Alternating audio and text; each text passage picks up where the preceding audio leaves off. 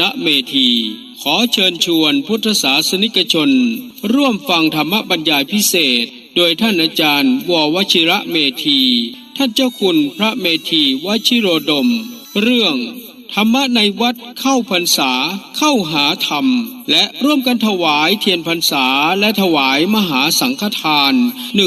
129วัดนำโดยท่านนิรัตพงษ์สิทธิถาวรผู้ว่าราชการจังหวัดเชียงใหม่และคุณนายสุกุมารพงษ์สิทธิถาวรนายกเหล่ากาชาติจังหวัดเชียงใหม่ในวันเสาร์ที่29กรกฎาคม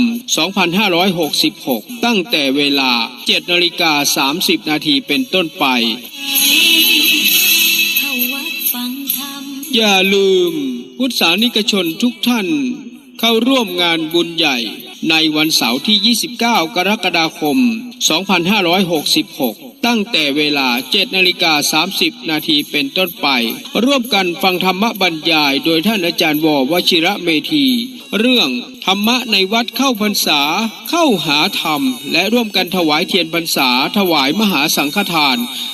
129วัดณวัดคันธารามทุ่งอ้อตำบลสันกลางอำเภอสันปะตองจังหวัดเชียงใหม่ตั้งแต่เวลา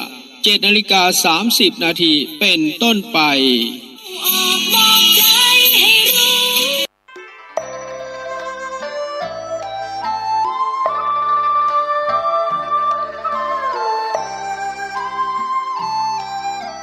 ข่าวสารเพื่อการประชาสัมพันธ์กำหนดการพิธีมอบตราตั้งเจ้าคณะอำเภอเมืองเชียงใหม่จังหวัดเชียงใหม่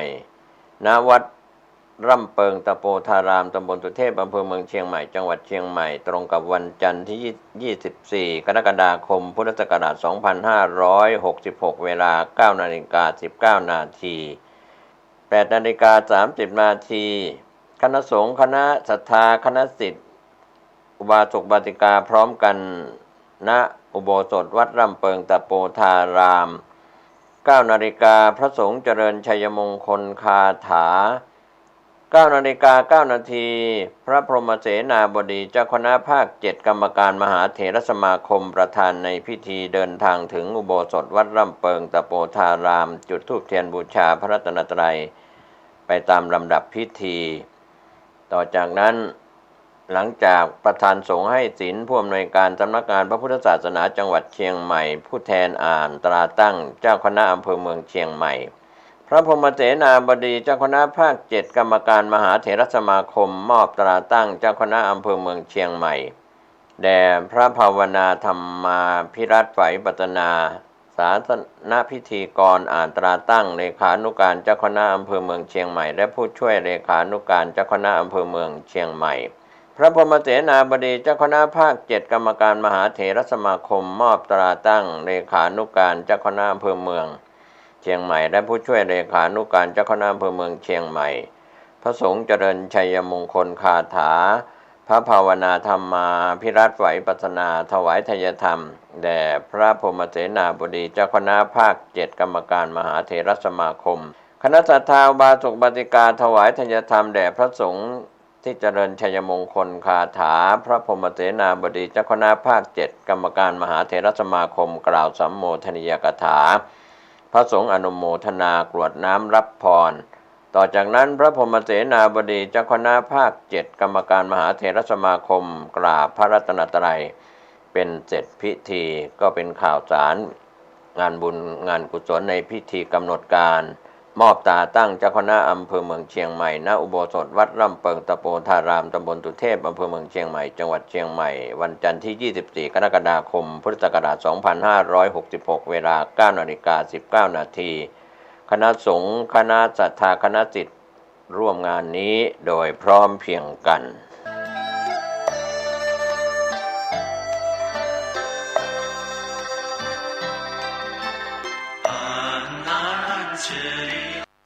ข่าวสารประการประชาสัมพันธ์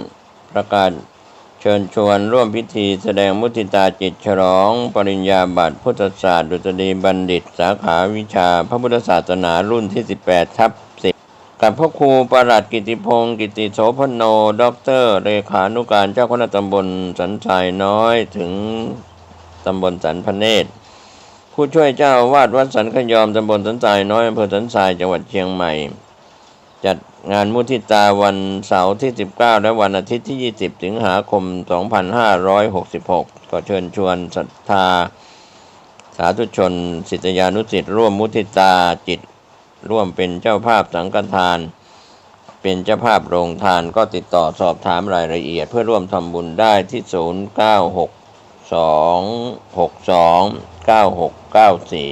ได้ทุกวันก็เป็นงานบุญงานกุศลมุทิตาจิตฉลองปริญญาบัตรพุทธศาสตร์ดุษฎีบัณฑิตสาขาวิชาพระพุทธศาสนารุ่นที่18/10แด่ท่านพระครูประหลัดกิติพงศ์กิตติโสพโนด็อกเตอร์เลขานุการเจ้าคณะตำบลสันทรายน้อยถึงสันพระเนตรผู้ช่วยเจ้าวาดวัดสันขยอมตำบลสันทรายน้อยอำเภอสันทรายจังหวัดเชียงใหม่เชิญท่านร่วมงานนี้ทั้ง2วันวันเสาร์ที่19และวันอาทิตย์ที่20สิงหาคม2566โดยทั่วหน้ากันท่านกำลังติดตามรับฟังสถานีวิทยุกระจายเสียงพระพุทธศาสนาแห่งชาติและสังคมคลื่นเพื่อการศึกษาพระพุทธศาสนาและวัฒนธรรมระบบ FM 104.5 เมกะเฮิรตซ์รายการต่อไปเป็นรายการคดีโลกคดีธรรมเป็นศาสนาสำหรับชาติเราศาสนาในสมัยนี้เป็นของที่แยกจากชาติไม่ได้เป็นความจำเป็นที่เราทั้งหลายผู้เป็นไทยจะต้องมั่นคงอยู่ในศาสนาพระพุทธซึ่งเป็นศาสนาสำหรับชาติเราพระพุทธศาสนาก็ดีหรือศาสนาใดก็ดีที่ตั้งมั่นอยู่ได้ก็ด้วยความมั่นคงของผู้เลื่อมใสตั้งใจที่จะรักษาและข้าพเจ้าพูดทั้งนี้ก็เพื่อชักชวนท่านทั้งหลายอย่างเป็นเพื่อนไทยและเพื่อนพุทธศาสนิกชนด้วยกันทั้งนั้นเพื่อความมั่นคงแห่งพระพุทธศาสนาข้าพเจ้ารู้สึกว่าได้ทำหน้าที่สมควรแก่อุปถัมภ์พระพุทธศาสนาเราจะตั้งใจรักษาศาสนาของเราด้วยชีวิตและถ้าท่านตั้งใจจะช่วยข้าพเจ้าในกิจอันใหญ่นี้แล้วก็จะเป็นที่พอใจข้าพเจ้าเป็นอันมากเพราะฉะนั้นเป็นหน้าที่ของเราทั้งหลายที่จะช่วยกันบำรุงรักษาพระพุทธศาสนาอย่าให้เสื่อมสูญไปการที่จะบำรุงพระพุทธศาสนาเราต้องรู้สึกก่อนว่าหลักของพระพุทธศาสนาคืออะไรเราจะถือว่าเราเป็นไทยด้วยกันหมดเราจะต้องรักษาความเป็นไทยของเราให้ยั่งยืนเราจะต้องรักษาพระพุทธศาสนาให้ถาวรวัฒนาการอย่างที่เป็นมาแล้วหลายชั่วโคตรของเราทั้งหลายพระบรมราโชวาทของพระบาทสมเด็จพระมงกุฎเกล้าเจ้าอยู่หัวรัชกาลที่6พระบรมราโชวาทก็ดีพระราชนิพนธ์ก็ดีหรือพระบรมราชโองการของพระมหากษัตริย์ถือเป็นบทบัญญัติแห่งกฎหมายทั้งหมดทั้งสิ้นการบัญญัติให้พระพุทธศาสนาเป็นศาสนาประจำชาติไทยไว้ในรัฐธรรมนูญจึงเป็นสิ่งที่ถูกต้องทั้งกฎหมายและทางโบราณราชประเพณีการบัญญัติให้พระพุทธศาสนาเป็นศาสนาประจำชาติไทยไว้ในรัฐธรรมนูญ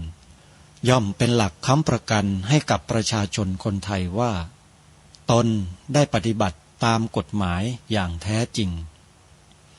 การบัญญัติให้พระพุทธศาสนาเป็นศาสนาประจำชาติไทยไว้ในรัฐธรรมนูญมิได้เป็นการลิดรอนสิทธิเสรีภาพของผู้ใดแต่เป็นการยืนยันความจริงตามกฎหมายและประวัติศาสตร์ชาติไทยการบัญญัติให้พระพุทธศาสนา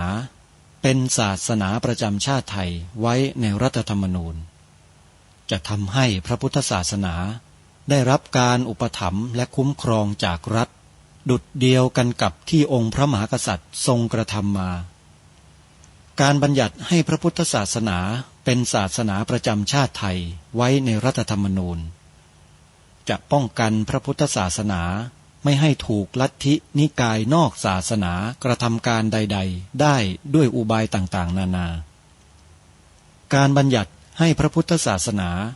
เป็นศาสนาประจำชาติไทยไว้ในรัฐธรรมนูญ จะทำให้สังคมไทยมีแต่ความสุขร่มเย็นเป็นธรรม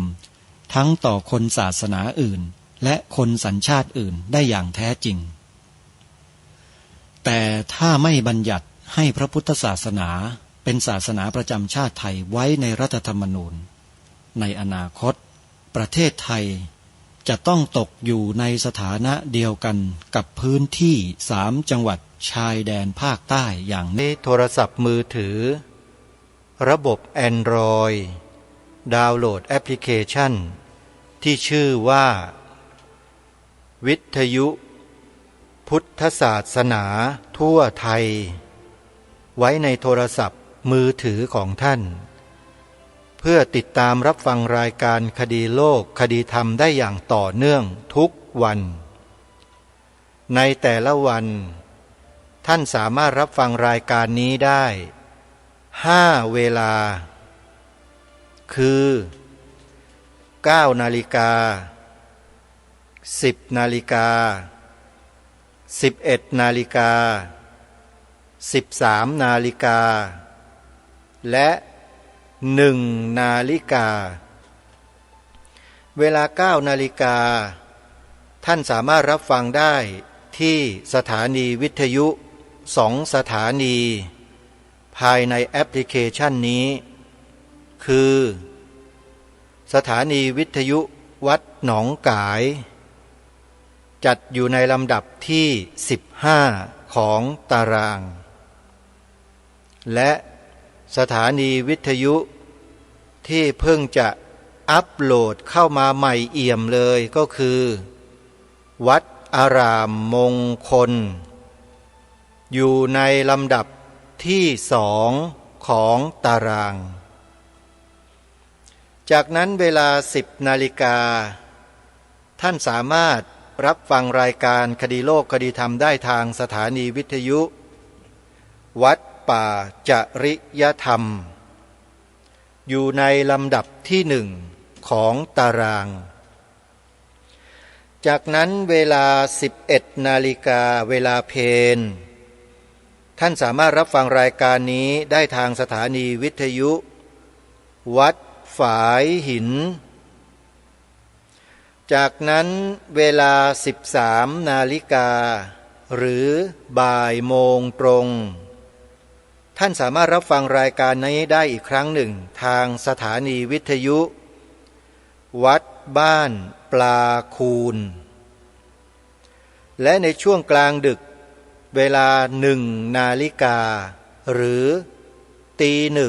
1ท่านสามารถเปิดรับฟังรายการนี้ได้อีกครั้งหนึ่งทางสถานีวิทยุวัดฝายหินนี่คือสถานีวิทยุที่นำรายการคดีโลกคดีธรรมออกอากาศทุกวันในเวลาวิทยุภาคพื้นดินที่ออกอากาศอยู่ทุกวันนี้มีข้อมูลมาว่ากำลังถูกคำสั่งให้ปิดสถานีทั้งหมดตั้งแต่ปีหน้าเป็นต้นไปเพราะฉะนั้นถ้าใครยังไม่ได้ดาวน์โหลดแอปพลิเคชันนี้ไว้เนี่ยเมื่อสถานีวิทยุเหล่านั้นปิดตัวลงการรับส่งสัญญาณภาคพื้นดินไปยังเครื่องรับส่งวิทยุทรานซิสเตอร์ที่ท่านฟังอยู่ที่บ้านจะใช้ไม่ได้เมื่อท่านไม่สามารถรับฟังได้ภาคปกติท่านสามารถมาฟังทางแอปพลิเคชันทางโทรศัพท์มือถือได้แล้วฟังได้ถึง40 สถานี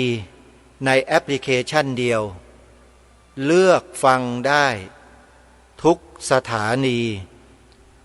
ฟังได้ทุกพื้นที่ของประเทศไทยและทุกพื้นที่ของโลกที่มีสัญญาณอินเทอร์เน็ตนี่คือสิ่งที่พัฒนาขึ้นมาเพื่อรองรับอนาคตจริงๆแล้วมีมานานแล้วหลายปีแล้วท่านผู้ฟังแต่พวกเราชาวพุทธ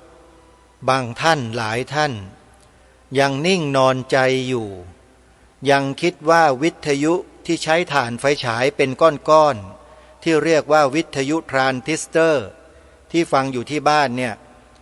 มันคงจะฟังได้ตลอดนิรันดร์การตลอดไปจนชั่วกาลปวสานจริงๆหาเป็นเช่นนั้นไม่ระบบการส่งสัญญาณวิทยุโทรทัศน์ภาพเสียงข้อมูลต่างๆต่อไปเนี่ยเขาจะใช้ระบบไร้สายทั้งหมดเลยโยมไร้สายไร้อุปกรณ์ที่ล้าสมัยจะถูกยกเลิกหมดทุกอย่างจะเป็นระบบดิจิตอลระบบ AI จะเข้ามาแทนที่แล้วเพราะฉะนั้นใครที่ยังยึดติดอยู่กับวิทยุทรานซิสเตอร์นะโยมนะขอบอกไว้นะให้รีบปรับเปลี่ยนวิธีคิดตั้งแต่ปีนี้นะปีหน้าไม่ทันแล้วนะโยมมันจะฟังรายการธรรมะของครูบาอาจารย์ต่อไปไม่ได้อีกแล้วเพราะมันจะมีคำสั่งให้ปิดสถานีวิทยุทั้งหมดปิดได้เฉพาะภาคพื้นดินที่ออกอากาศตามปกติเขาปิดแต่ระบบอินเทอร์เน็ตระบบโซเชียลเน็ตเวิร์กมันปิดไม่ได้โยมมันเป็นสิทธิขั้นพื้นฐานที่มนุษย์ทุกคนสามารถกระจายเสียงไปทางโลกโซเชียลได้โดยไม่ต้องเสียค่าใช้จ่ายมากมายเหมือนดังในอดีตอีกแล้วอย่างรายการคดีโลกคดีธรรมที่ออกอากาศอยู่ทุกวันนี้เนี่ยครูบาอาจารย์หลายๆรูปท่านก็มีการปรับปรุงพัฒนาระบบการกระจายเสียงออกอากาศผ่านระบบอินเทอร์เน็ตกันหมดแล้วโยมเพราะฉะนั้นสถานีวิทยุใดก็แล้วแต่ถ้าต้องการจะเข้ามาอยู่ในระบบอินเทอร์เน็ตแอปพลิเคชันวิทยุพุทธศาสนาทั่วไทยนะครับครูบาอาจารย์ทุกรูปครับญาติโยมสาธุชนทุกท่านที่ฟังรายการช่วยบอกต่อๆกันไปด้วยนะทางวัดป่าจริยธรรมจะนำสัญญาณเสียงออนไลน์ทางอินเทอร์เน็ตของท่านเนี่ยเข้าสู่ระบบโซเชียลเน็ตเวิร์กทางแอปพลิเคชันดังกล่าวให้ฟรีนะครับไม่ได้เสียเงินนะครับแต่ถ้าท่านมีน้ำใจจะช่วยเจ้าหน้าที่ที่คอยดูแลระบบส่งกระจายเสียงทางอินเทอร์เน็ต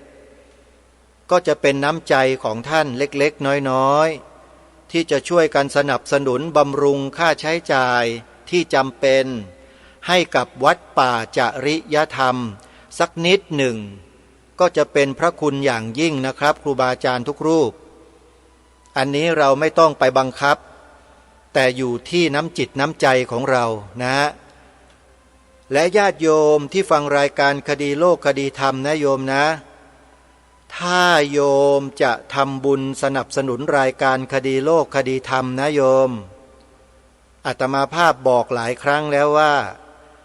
ให้โยมทำบุญค่ากระแสไฟฟ้าให้กับสถานีวิทยุที่โยมกำลังรับฟังอยู่นั่นแหละคือการช่วยรายการคดีโลกคดีธรรมนะถ้าครูบาอาจารย์ที่ท่านเป็นเจ้าของสถานีวิทยุท่านอยู่ได้รายการคดีโลกคดีธรรมก็ทำหน้าที่ได้เช่นกันเพราะฉะนั้นถ้าจะทำบุญสนับสนุนรายการคดีโลกคดีธรรมขอให้โยมบริจาคเงินไปที่สถานีวิทยุนะบอกว่า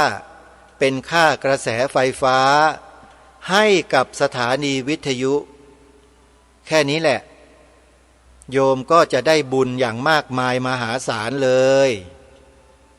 ส่วนตัวของอาตมาภาพจะบอกญาติโยมให้ทำบุญเป็นการส่วนตัวเนี่ยครั้งเดียวต่อ1 ปีในช่วงต้นปีเท่านั้นโยมในช่วงต้นปีช่วงปีใหม่เป็นต้นไปเนี่ยอาตมาภาพจะพูดในช่วงต้นปีครั้งเดียวส่วนจะเป็นวันไหนอย่างไรนั้นโยมติดตามรับฟังกันเอาเอง จะไม่มีกำหนดวันตายตัว นึกจะพูดบอกบุญโยมวันไหนก็บอกไปเฉยๆอย่างนั้นแหละแล้วแต่สถานการณ์ถ้าใครได้ฟังก็ได้ทำบุญน่ะถ้าไม่ได้ฟังก็ไม่ได้ทำก็แค่นั้นนะโยมเพราะอาตมาภาพมาจัดรายการวิทยุเนี่ยไม่ได้ต้องการเงินแต่ต้องการความรู้และความเข้าใจที่จะมอบให้กับผู้ฟังเพื่ออะไรเพื่อให้มีทิฏฐิสามัญญตาร่วมกันเป้าหมายมีแค่นี้จริงๆเพราะทิฏฐิสามัญญตานั้นเป็นเหตุเบื้องต้นแห่งสัมมาทิฏฐิถ้าหากพวกเราชาวพุทธไปถือผิดไปเคารพนับถือลัทธิที่ผิดก็จะเป็นมิจฉาทิฏฐิไปโดยไม่รู้ตัวแต่ถ้าหากดำเนินชีวิตวิถีความคิดต่างๆไปในแนวทางที่ถูกต้องตามที่คณะสงฆ์ท่านได้กำหนดเอาไว้ในรูปแบบของคันธทุระก็ดีวิปัสสนาธุระก็ดีนี่แหละคือสิ่งที่พวกเราจะต้องร่วมด้วยช่วยกันสนับสนุนส่งเสริมศึกษาและปฏิบัติรายการคดีโลกคดีธรรมจึงได้มาทำหน้าที่ปรับทิฏฐิของพวกเราชาวพุทธด้วยเนื้อหาสาระของรายการส่วนจะปรับได้หรือไม่ได้ปรับได้มากหรือว่าได้น้อยมันก็ขึ้นอยู่กับผู้ฟังเองจะมีความเข้าใจกันหรือเปล่าถ้าเข้าใจได้ถูกต้องก็ปรับได้โดยไม่ยากแต่ถ้าไม่เข้าใจเลยมันก็ปรับไม่ได้เพราะฉะนั้นจะเข้าใจหรือไม่เข้าใจมันขึ้นอยู่กับผู้ฟังว่าตั้งใจฟังไหมมีจิตเป็นอคติไหมถ้าไม่มีอคติมีความตั้งใจฟังเนี่ยโอกาสที่จะได้ปัญญาสัมมาทิฏฐิและตัวทิฏฐิที่เป็นทิฏฐิวิบัติมันก็จะกลับกลายมาเป็นทิฏฐิสามัญญตาได้เป็นทิฏฐิสมบัติได้โยมเพราะฉะนั้นจึงขอให้พวกเราท่านทั้งหลายเนี่ยเวลาจะฟังอะไรก็แล้วแต่โดยเฉพาะฟังรายการคดีโลกคดีธรรมเนี่ยให้ท่านตั้งใจฟังตั้งแต่ต้นจนจบฟังด้วยความตั้งใจไม่ใช่พอฟังได้หน่อยนึงเอามือไปจับตะหลิวไปจับจอบจับเสียมจับเคียวไปทำงานนู่นงานนี่แล้วก็มาฟังใหม่มันจะได้เรื่องอะไรแล้วมันไม่ได้เรื่องหรอกเผลอๆเดี๋ยวเป็นเรื่องขึ้นมาอีกมาด่ามาตำหนิมาว่ารายการนี้อีกฟังให้มันได้สาระฟังให้มันเกิดความรู้และความเข้าใจให้มันตลอดรอดฟังคือฟังตั้งแต่ต้นตั้งแต่กลางไปจนกระทั่งจบในแต่ละครั้งเนี่ยมันจะมีบทสรุปของมันอยู่แต่ถ้าฟังยังไม่ได้จบเลยแล้วไปนั่งวิพากษ์วิจารณ์มันก็บ้าแล้วคนน่ะมันเก่งเกินแล้ว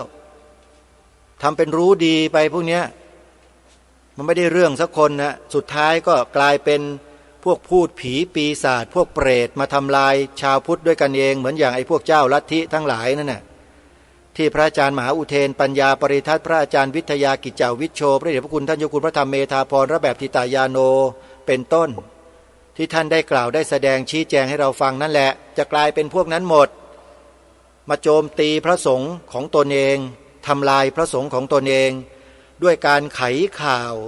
ด้วยการสื่อข่าวอะไรต่างๆไปในทิศทางที่ไม่เหมาะไม่ควรเหมือนอย่างไอ้สื่อแมลงวันที่มันทำอยู่ทุกวันเนี่ยโยมพระทำประโยชน์ดีๆให้กับชาติบ้านเมืองเต็มบ้านเต็มเมืองไปหมดมันไม่เอามาเผยแพร่ไม่เอามาโปรโมทมันไปเอาอะไรมาก็ไม่รู้อาตมานึกแล้วก็อยากจะพูดให้มันหนักๆแรงๆก็เกรงใจโยมอีกนั่นแหละก็ไม่พูดดีกว่าเนาะเอาเป็นว่าอย่างนี้เรามาทำความรู้ความเข้าใจในสิ่งที่ทางรายการนำมาเสนอนี่ดีกว่าเพราะผู้ที่ได้ทำการบรรยายไว้ แสดงไว้กล่าวไว้ชี้แจงไว้บันทึกไว้เป็นลายลักษณ์อักษรเนี่ยท่านเหล่านี้คือปราชญ์คือบัณฑิตคือผู้รู้ทางพระพุทธศาสนาทั้งนั้นเลยอย่างวันเนี้ยจะนำบทความในหนังสือเล่มหนึ่งซึ่งมีคนไปสัมภาษณ์องค์ท่านเกี่ยวกับเรื่องสันติอโศกโดยตรงเลยแล้วท่านก็ได้ตอบคำถามต่อคำถามนั้นๆทีละคำตอบทีละคำถามและเป็นประโยชน์มากเลยสำหรับคนที่สงสัยโดยเฉพาะสงสัยรายการคดีโลกคดีธรรมเนี่ยว่าทำไมจึงต้องไปกล่าวพูดถึงลัทธิกินผักนี้ด้วยล่ะเดี๋ยววันนี้ท่านฟังแล้วท่านจะหายสงสัยเองและบุคคลที่ท่านได้ตอบคำถามของผู้ที่ไปซักถามท่านเนี่ยเป็นบุคคลระดับโลก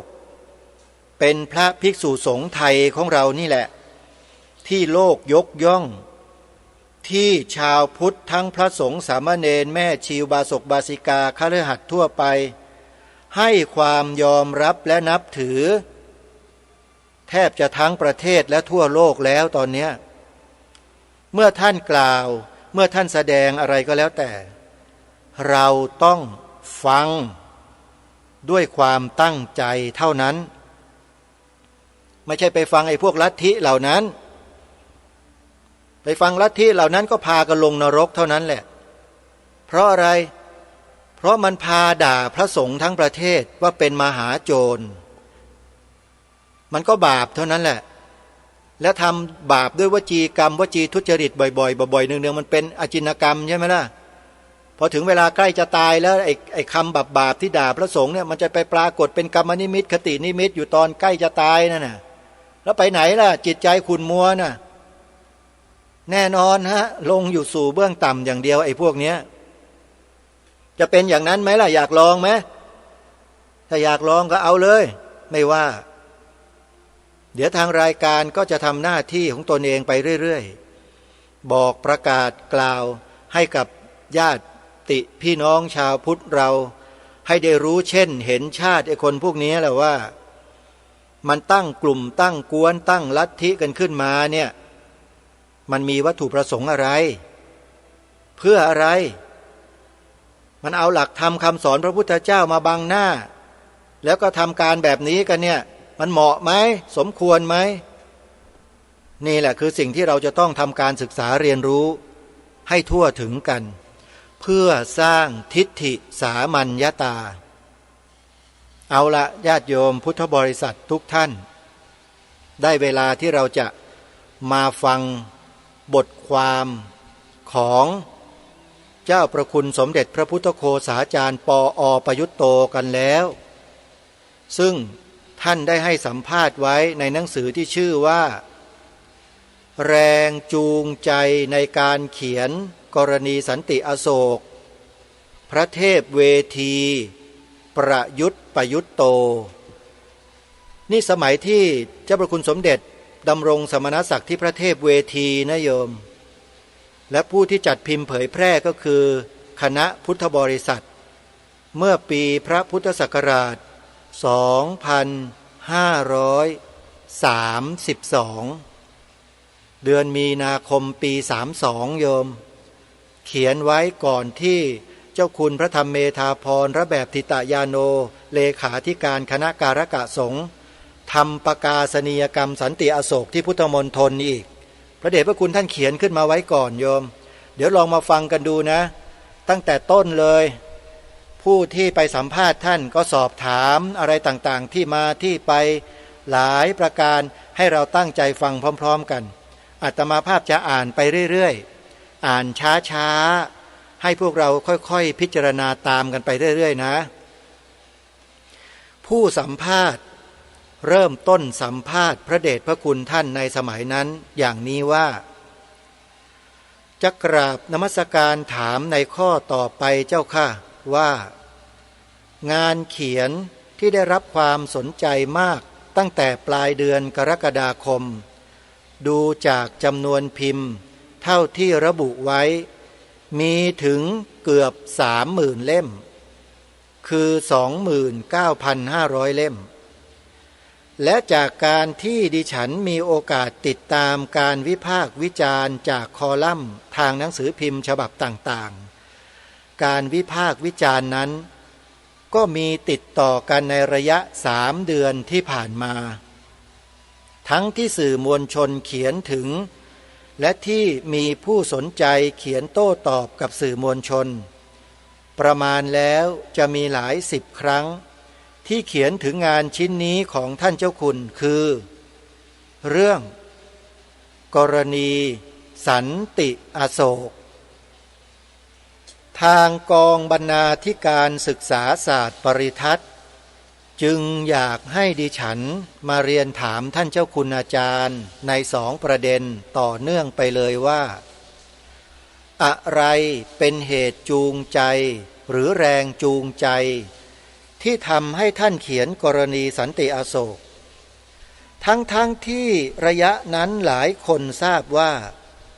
ท่านเจ้าคุณมีภารกิจมากที่ต้องเร่งทำแต่ท่านเจ้าคุณก็กลับสละเวลามาเขียนกรณีสันติอโศกและมีอีกประเด็นที่ขอกราบนมัสการให้ท่านเจ้าคุณอาจารย์ตอบต่อเนื่องกันไปเลยก็คือว่าทำไมจึงเลือกพิมพ์เผยแพร่หนังสือเล่มนี้ในวันที่24 กรกฎาคม 2531ซึ่งตรงกับวันเลือกตั้งพอดีขอกราบนมัสการถามทั้ง2 คำถามเจ้าค่ะพระเดชพระคุณท่านเจ้าคุณพระเทพเวทีปอประยุตโตในครั้งนั้นได้ตอบว่าอาตมาจะขอวกกลับไปเมื่อกี้นี้นิดนึงพอดีตอบยังไม่หมดคือหนังสือที่เป็นผลงานออกมาในระยะหลังนี้มีข้อสังเกตอย่างหนึ่งว่าเป็นงานที่สืบเนื่องมาจากการพูดแทบทั้งนั้นเพราะฉะนั้นลักษณะงานที่ออกมาจะแปลกไปส่วนงานในยุคก่อนๆเป็นเรื่องที่เกิดจากการเขียนโดยตรงในแง่หนึ่งก็คิดว่าดีเหมือนกันที่งานออกมาแต่งานที่จะมาจากการพูดจะไม่ประณีตเท่างานเขียนเอาละเรื่องนี้ก็ผ่านไปทีนี้มาถึงเรื่องกรณีสันติอโศกอาตมาอยากจะขอให้ย้อนกลับไปดูสภาพก่อนที่อาตมาจะเขียนหนังสือเล่มนี้ถ้าหากย้อนไประลึกถึงช่วงก่อนเลือกตั้งคือในระยะหาเสียงซึ่งยาวนานเป็นเดือนหนังสือพิมพ์ลงข่าวโต้ตอบกันในเรื่องสันติอโศกมีการวิพากษ์วิจารณ์กันมากนอกจากหนังสือพิมพ์แล้วที่ออกเป็นหนังสือเล่มก็มีและการโต้ตอบกันไปมานั้นก็เกี่ยวพันกับการเมืองการเลือกตั้งด้วยแม้ว่าตามปกติอาตมาจะอ่านหนังสือพิมพ์น้อยอย่างยิ่งแต่จากการที่ได้เห็นเป็นระยะในหนังสือพิมพ์ที่ท่านองค์อื่นรับมาที่ศาลาก็มองเห็นสภาพนี้ชัดเจนจุดที่อาตมาสะดุดใจอยู่ที่ลักษณะของการวิพากษ์วิจารณ์โต้ตอบกันคือได้สังเกตเห็นว่าการพูดกันไปกันมาส่วนมากไม่ตรงประเด็นมักหยิบยกเอาปัญหานอกเรื่องมาพูดและพูดแบบเฉยไฉทำให้ประชาชนสับสนจนไม่รู้ว่าตัวเรื่องอยู่ที่ไหนและปัญหาคืออะไรอีกอย่างหนึ่งก็คือการพูดนั้นมิได้เป็นไปตามเหตุตามผลแต่ใช้คำพูดที่แสดงอารมณ์กันมากและบางทีก็ใช้วาจารุนแรงหยาบคายอย่างยิ่งจนทำให้รู้สึกเหมือนว่าจะมีการประหัตประหารกันสภาพนี้ หลายคนอาจจะลืมไปแล้ว ขอให้นึกย้อนไปดู ตอนนั้นเป็นอย่างนี้มากอาตมาก็มาคิดว่าน่าจะได้มีการพูดกันด้วยวิธีการของเหตุผลและโดยเฉพาะให้ประชาชนเข้าใจให้ถูกต้องให้รู้ว่าประเด็นปัญหานั้นคืออะไรจึงคิดว่าน่าจะเขียนชี้แจงบ้างแต่ในเวลาเดียวกันอาตมาก็มีงานติดค้างและเร่งอยู่มากความคิดที่ว่าจะเขียนก็ถูกต้านไว้ด้วยความรู้สึกว่างานมากเหลือเกินถ้าจะเขียนก็ต้องสละเวลาสำหรับงานที่เร่งรีบอยู่อย่างน้อยก็หลายวันจึงต้องเร่งงานต่อไปตามปกติจนกระทั่งมาถึงตอนใกล้เลือกตั้งก็ได้เห็นวารสารบางเล่มของสันติอโศกซึ่งที่จริงก็มีอยู่แล้วแต่อาตมาไม่ได้ตามมีผู้นำหนังสือมาที่นี่อาตมาก็เลยได้อ่านดูชื่ออะไรก็จำไม่ได้อาจจะชื่อดอกหญ้าหรืออะไรสักอย่างในนั้นมีคำให้สัมภาษณ์ของท่านโพธิรักษ์ให้การสนับสนุนพรรคพลังธรรมถึงขนาดร่วมคิดการในการที่จะตั้งพรรคตลอดจนการหาเสียงอาตมาอ่านดูคำให้สัมภาษณ์แล้วก็มีความเห็นว่า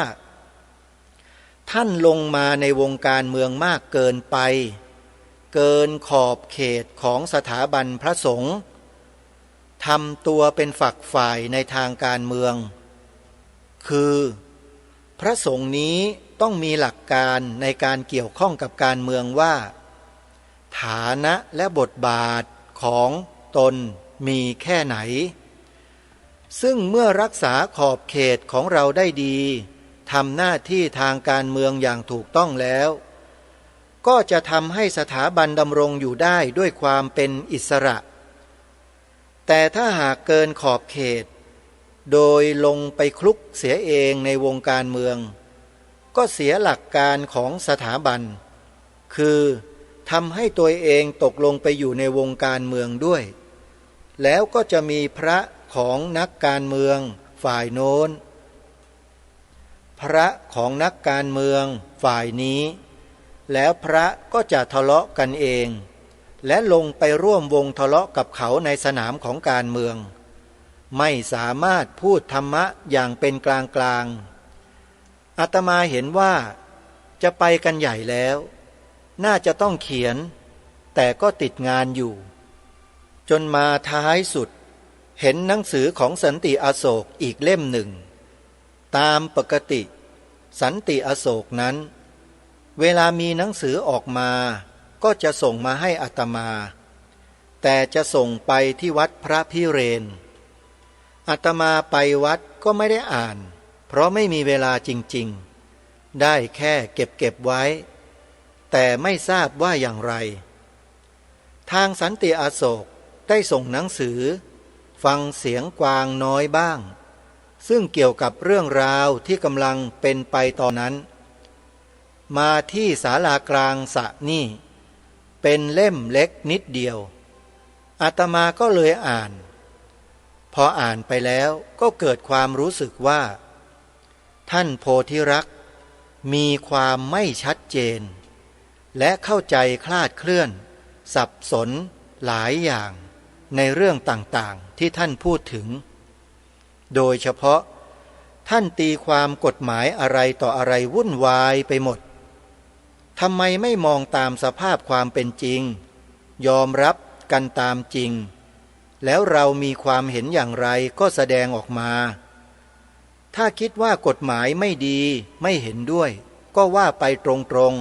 ๆแต่นี่ไปตีความเฉไฉเลี่ยงไปเลี่ยงมาไม่สมเหตุผลยิ่งกว่านั้นยังพูดเสียด้วยว่าคณะของท่านพยายามเป็นพลเมืองดีย่อมไม่ละเมิดไม่ผิดกฎหมายแม้แต่ศีลธรรมมากมายที่ยากกว่ากฎหมายก็ยังทำกันได้ การที่ท่านทำอย่างนี้พูดอย่างนี้คือทั้งที่ฝ่าฝืนละเมิดกฎหมายแต่บอกว่าไม่ได้ฝ่าฝืนโดยพูดจาเลี่ยงหลบไปต่างๆนับว่าเป็นการเสียหายหลายชั้นถ้าหากจะฝ่าฝืนตนมีเหตุผลอย่างไรที่ทำให้ต้องฝ่าฝืนก็ชี้แจงมาตรงๆก็ยังจะควรแก่การรับฟังและมีทางเป็นประโยชน์แก่สังคมได้บ้างวิธีการเลี่ยงหลบเฉยไฉเช่นนี้ทำให้เกิดความรู้สึกเด่นในแง่ว่าเป็นความไม่ตรงไปตรงมาและทำให้สูญเสียความเชื่อถือทางจริยธรรมพร้อมกันนั้นก็ทำให้นึกต่อไปว่าถ้าพระโพธิรักษ์ใช้วิธีตีความกฎหมายอย่างนี้แล้วเอาวิธีตีความอย่างนี้ไปใช้กับพระธรรมวินัยซึ่งเป็นหลักการของพระศาสนาจะทำให้เกิดความผิดเพี้ยนสับสนเพียงใดพอถึงตอนนี้อาตมาก็มีความเห็นว่าจะต้องเขียนเพื่อสร้างความเข้าใจและดึงเข้าประเด็นก็เลยตัดสินใจจากการที่ได้อ่านหนังสือฟังเสียงกวางน้อยบ้างนั่นเองเมื่อเขียนนั้นก็เป็นตอนที่กำลังจะหมดระยะหาเสียงอาตมามองดูว่าถ้าจะให้หนังสือออกไปในระยะหาเสียงก็จะไม่เหมาะจะกลายเป็นว่าเราไปเกี่ยวพันกับการเมืองเพราะอาจจะมีผลกระทบต่อการหาเสียงของเขาด้วย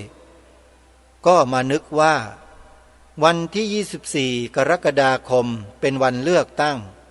เป็นวันที่พ้นการหาเสียงเพราะกฎหมายห้ามและถ้าเลยวันที่24ไปถึงวันที่25ก็จะรู้ผลการเลือกตั้งว่าพรรคการเมืองไหนได้มากได้น้อยก็จะไม่ดีอีกเพราะเขาอาจจะคิดว่าเราไปเกี่ยวข้องกับฝ่ายใดในทางที่จะต่อต้านหรือซ้ำเติมเพื่อไม่ให้มีการสร้างความรู้สึกเช่นนั้นก็เลือกวันที่เป็นกลางที่สุดจึงเลือกเอาวันที่24แต่จะทำอย่างไรให้หนังสือเล่มนั้นได้ออกทันวันที่24เราก็อยู่ที่นี่ห่างไกลจากกรุงเทพห่างจากโรงพิมพ์แล้ววันนั้นก็พอดีเป็นวันอาทิตย์ได้ติดต่อจะส่งต้นฉบับไปให้โรงพิมพ์ในวันนั้นคือวันที่24แต่ทางโรงพิมพ์ปิดไม่มีคนทำงานและเราก็ต้องเร่งเพราะได้ตั้งใจและบอกกันเองไว้ว่าจะออกในวันที่24ในที่สุดก็จึงใช้วิธีถ่ายเอกสารแล้วก็ทำเป็นเล่มได้10 เล่มพอดีมีญาติโยมมาเยี่ยมก็ได้แจกไปในเย็นวันนั้น6 เล่มกว่าจะเสร็จออกมา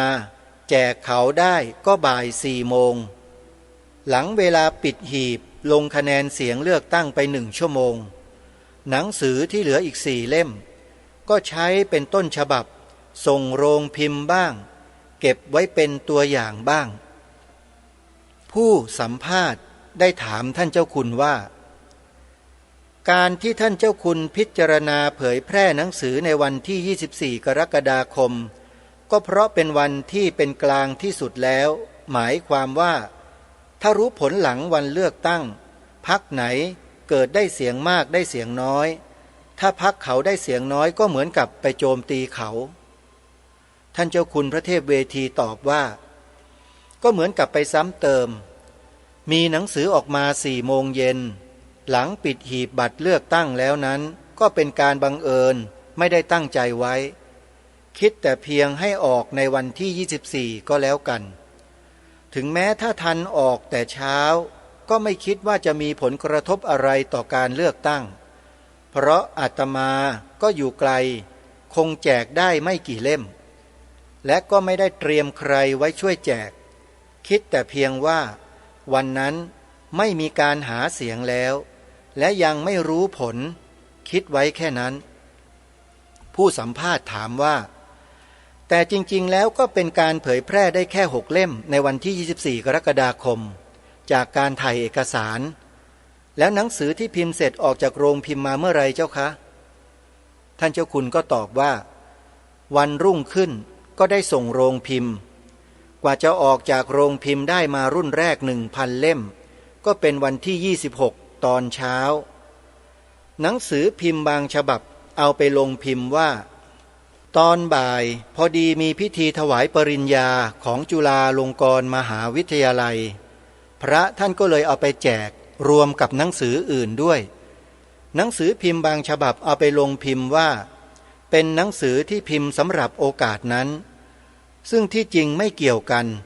แต่เป็นหนังสือเล่มหนึ่งที่เอาไปแจกในงานนั้นเหมือนกับหนังสืออื่นๆผู้สัมภาษณ์ถามว่าตกลงว่าหนังสือออกจากโรงพิมพ์ตอนเช้าวันที่26กรกฎาคมแล้วท่านเจ้าคุณแจกในตอนบ่ายซึ่งตรงกับวันที่จุฬาลงกรณ์มหาวิทยาลัยถวายปริญญาอักษรศาสตร์ดุษฎีบัณฑิตกิตติมศักดิ์แด่ท่านเจ้าคุณท่านเจ้าคุณตอบว่าใครต้องการก็แจกอาตมาแจกเฉพาะที่เขาจัดมารวมกับหนังสืออื่นในพิธีนอกนั้นพระท่านแจกทั่วไปผู้สัมภาษณ์ถามว่าในวันนั้นแจกไปทั้งหมดประมาณกี่เล่มเจ้าคะท่านเจ้าคุณตอบว่าทั้งหมดเกือบ1,000 เล่มคนนั้นเอาไปคนนี้เอาไปบางคนเอาไปเป็น100จึงได้หมดเร็ววันนั้นวันเดียวก็เกือบหมดวันรุ่งขึ้นก็รีบส่งไปพิมพ์เพิ่มคราวนี้เป็นรายการมีเจ้าภาพขอพิมพ์ทั้งนั้นหลายรายรวมแล้วดูเหมือนจะ 6,000 เล่มแม้แต่ 1,000 แรกก็ได้รับความอุปถัมภ์จากโรงพิมพ์ไม่คิดเงินเลยท่านสาธุชนผู้ฟังทุกท่านนี่คือบทสัมภาษณ์ถามตอบพระเดชพระคุณท่านเจ้าคุณพระเทพเวทีปอ.ประยุตโตเมื่อปีพระพุทธศักราช 2532 ช่วงเลือกตั้งเกี่ยวกับเรื่องกรณีสันติอโศกคงจะทราบเป็นบางถ้อยคำที่พระเดชพระคุณท่านกล่าวตอบคำถามผู้สัมภาษณ์ว่าท่านเป็นห่วงโพธิรักษ์พูดเฉยไฉไม่เป็นโลไม่เป็นพายเอาเสียเลยแล้วพระเดชพระคุณท่านก็กลัวว่าถ้าเกิดมาตีความพระธรรมวินัยของพระพุทธเจ้าแล้วก็มันจะทำให้เกิดความเสียหายมากกว่านี้เยอะแยะไปเลยท่านก็เลยต้องตัดสินเขียนหนังสือเล่มนี้ท่านผู้ฟังเดี๋ยววันพรุ่งนี้เรามาติดตามรับฟังกันต่อวันนี้เวลาของรายการหมดท่านผู้ฟังต้องขอสมมุติยุติไว้แต่เพียงเท่านี้พบกับรายการได้ใหม่ในวันต่อไปขอความสุขสวัสดีในธรรมแห่งองค์สมเด็จพระบรมศาสดาสัมมาสัมพุทธเจ้าจงปรากฏเกิดมีขึ้นในจิตใจของท่านผู้ฟังทุกท่านทุกคนเทินขอเจริญพรกล้าคิดก็ต้องกล้าทำอย่ากลัวถ้าทำความดีเป็น